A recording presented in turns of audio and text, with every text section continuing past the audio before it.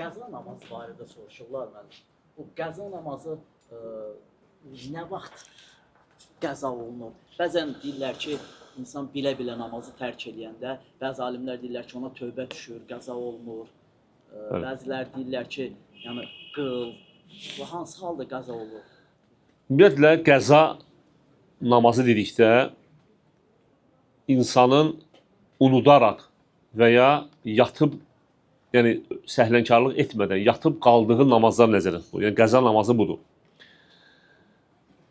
İnsan əgər Peyğəmbərimiz sallallahu əleyhi və səlləm buyurur ki, kim namazı unudarsa və ya yatıb qalarsa, onu xatırlayan kimi və ya yuxudan oyanan kimi qılsın. Yəni həmin namazın da vaxtı odur. Lakin insan əgər səhlənkarlıq ucbatından namazı qılmazsa, bir namazı tərk edərsə, o namazı artıq qəza etməsi fayda vermir. Yəni bu qəza etməsi heç bir faydası yoxdur. Həmin namazı o itirdi. Alimlərin yəni üstün görüşünə görə. Düzdür, bəzi alimlər deyir ki, qılsın. Amma doğru olan budur ki, insan əgər səhlənkarlıqdan bir namazı ötürərsə, artıq həmin namazı itirdi. Yəni onu qılsa belə, yəni sonradan qılsa belə o sayılmayacaq. Necə ki, namazı vaxtından əvvəl qılmaq sayılmır. Düzdürmü? Namazı məsələn girməmiş 10 dəqiqə əvvəl qılsan namaz sayılır? Yox. Eləcə də vaxtı çıxandan sonra da qılmaq sayılmır. İki halda dedik ki, əgər unudarsa və ya yatıb qalarsa. Bu hallar istisnadır. Nə etməlidir insan? Əgər səhlənkarlıq ucbatından namazı ötürərsə, tövbə etməlidir, tövbə edir və nafilə ibadətləri çoxaldır. Nafilə namazları çoxaldır, çünki nafilə, yaxşı əməllər günahları silir. Yəni, qəza dedikdə bu nəzərdə tutulur. Yatıb qalmaq və ya unutmaq. Bundan kənar hallar yəni, qəza sayılmır. Arafa orucu barədə. Bu Arafa orucu bəzən deyirlər sələflər, az yaşlı uşaqlar da tutardılar Arafa orucunu. Öz uşaqlarına da tutturardılar. Yəni bu vacibdirmi? Tutmayan günah qazanırmı? Yox, Arafa orucu vacib deyil. Arafa orucu vacib deyil. Sadəcə fəziləti böyükdür. Bir il əvvəlki, bir il sonraki günahları bağışlayır. Bağışlama səbəbdir. O ki, qaldı uşaqlara. Əgər uşaqların fiziki gücü çatırsa buna, qoy tutsunlar. Qoy tutsunlar, həmçinin uşağın da yadında qalır ki, bugün xüsusi gündür. Amma uşaq zəifdirsə və s. Yəni o halda demək tutmasın. Yəni vacib deyil, bu vacib bir oruç deyil. Tutmayan günah qazanır. Yox, tutmayan günah qazanmır.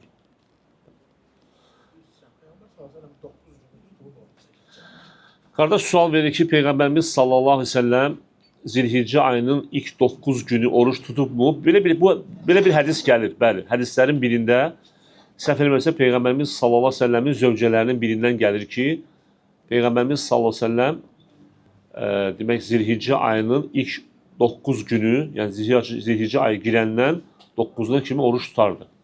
Var belə bir hədis.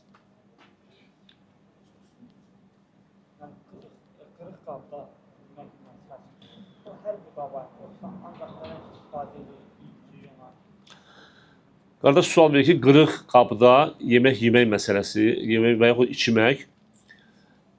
Hədisdə içmək gəlib əslində. Demək, ümumiyyətlə, burada qəsd olunur qırıq qabda, qırıq tərəfdən içmək olmaz. Çünki nəyə görə? Həm qırıq qab zədələyə bilər insanın ağzını içərkən, həmçinin ona mikrop yığılır. Deyir ki, alimlər də bunu sübut edir ki, həmin o qırıq yerə, amma qırıq olmayan tərəfdə içmək olar. Qırıq olmayan tərəfdə içmək olar. Amma yoxsa qabda məsələn çat var ortasında, bunda yeməmək, yəni belə şey yoxdur. Söhbət qırıq tərəf, o zədəli tərəf, orada içmək Peyğəmbərimiz sallallahu çəkindirir, bəyənilmir.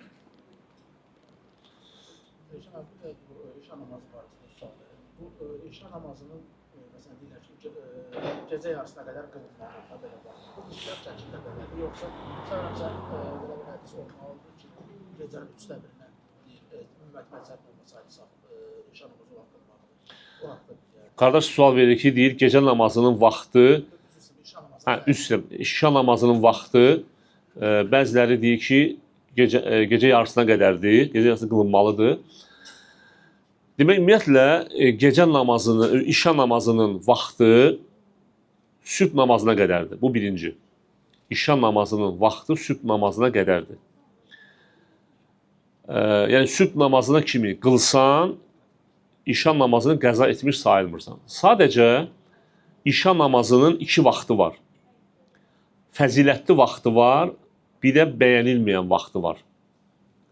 Fəzilətli vaxtı var. Necə ki, əsr namazı kimi. Yəni, bu iki namazdadır. Yəni, əsrdədir, bir də işadadır. Digər vaxt namazlarda yoxdur bu. Fəzilətli vaxtı gecə yarısına qədərdir. Yəni, alimlər deyirlər ki, daha doğrusu zərurət, fəzilətli vaxtı və zərurət vaxtı. Fəzilətli vaxtı odur ki, bir insan fəzilətli vaxtı işa namazının gecə yarısına qədərdir. Yəni, bir insan çalışmalıdır, əgər zəruri bir işi yoxdursa, gecə yarısına kimi işa namazını qılsın. Gecə yarısı da nə vaxtı? Saat hardasa 12, hə? 12, birin yarısı təxminən. Düzdürmü?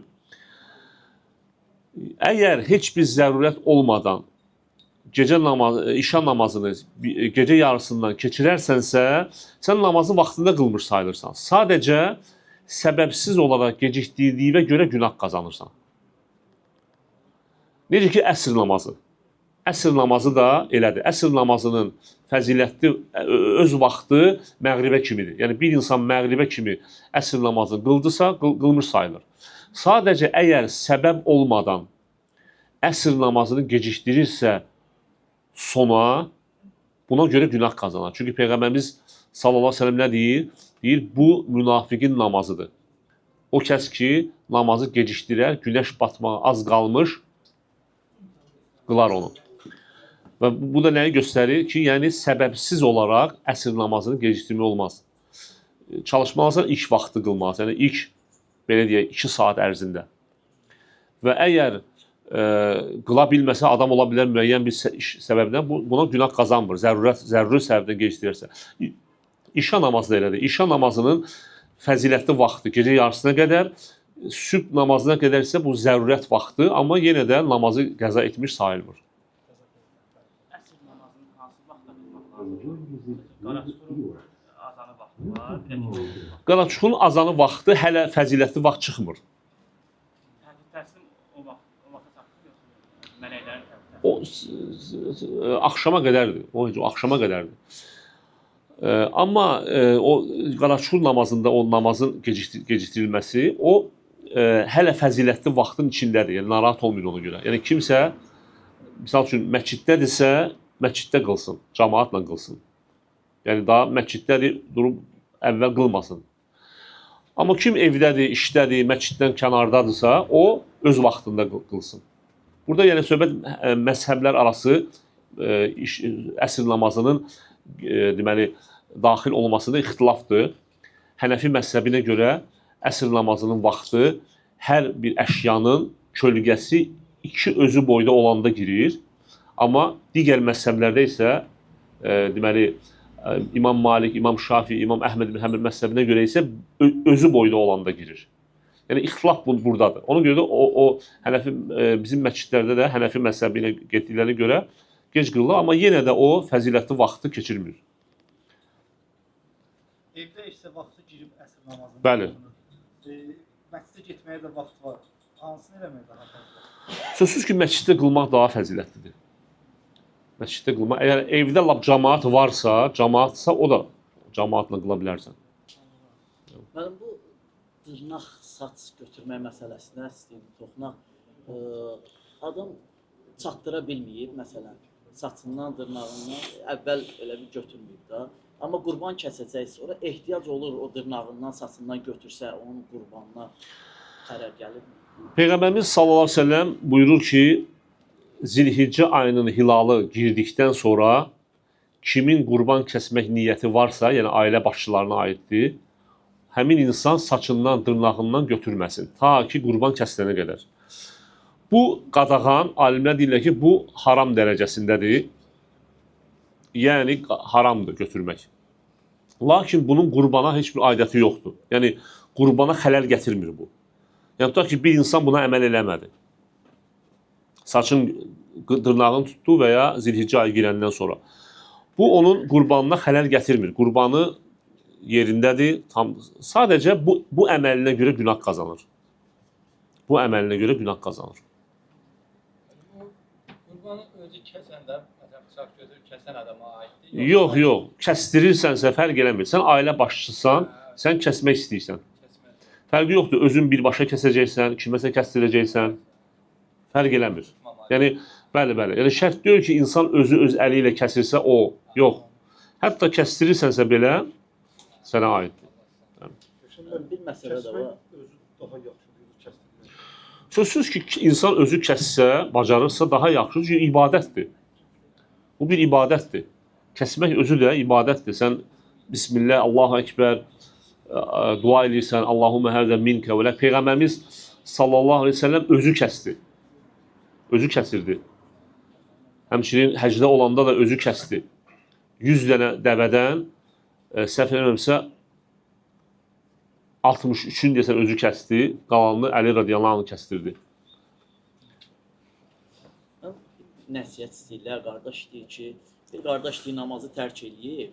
Ona nəsihət eləyəndə deyir ki, mən deyir, inşallah bağışlanacağam, mən tövhid əhliyəm. Yəni, ümidsiz deyiləm, belə bir sözlərlə qaçır söhbətdən. Yəni, buna necə nəsihət eləyək? Sözsüz ki, bilsən, məsələ necədir? Ümumiyyətlə, namaz elə bir ibadətdir ki, birinci bunu qeyd edeyim ki, Allah Teala qiyamət günü ilk onu soruşacaq. Necə ki, hədisdə gəlir. Qulun ilk soruşulacağı ibadət namaz olacaq. Əgər namazı qaydasındadırsa, digər sorğu-sualı asan da olacaq. Allahın yəni, rəhmətinə, Allahın mərhəmətinə arxain olmaq düzgün deyil. Allah Teala bağışlayandır, rəhimlidir, lakin əzabı da şiddətlidir.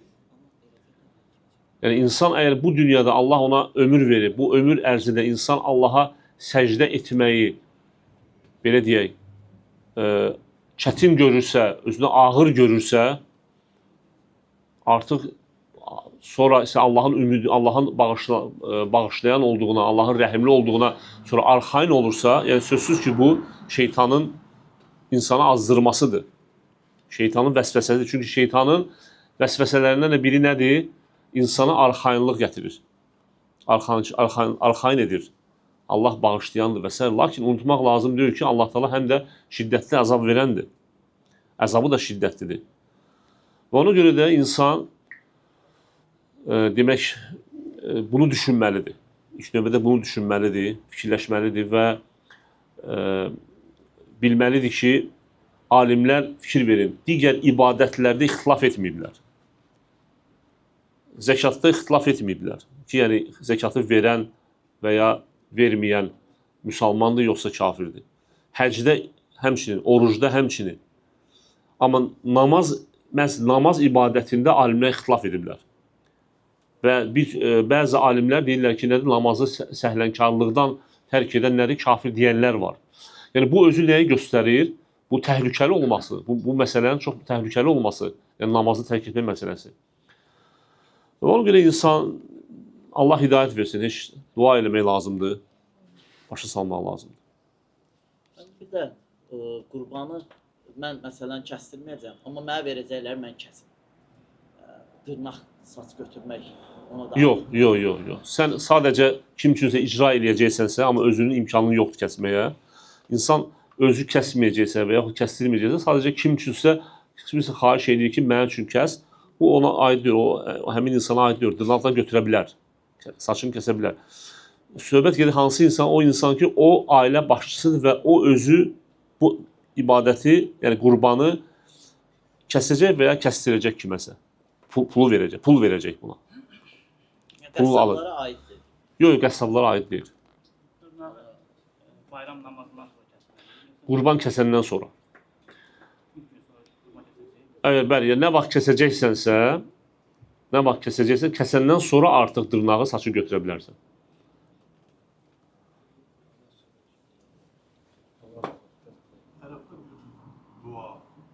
fərdi şəkildə çəkilir? Hansı vaxtda? Alimlərin bu fərdi şəkildə icazəli Bəli. gördüyü dua vaxtı hansı vaxtda? Əslində bütün günü, bütün Arafa günü.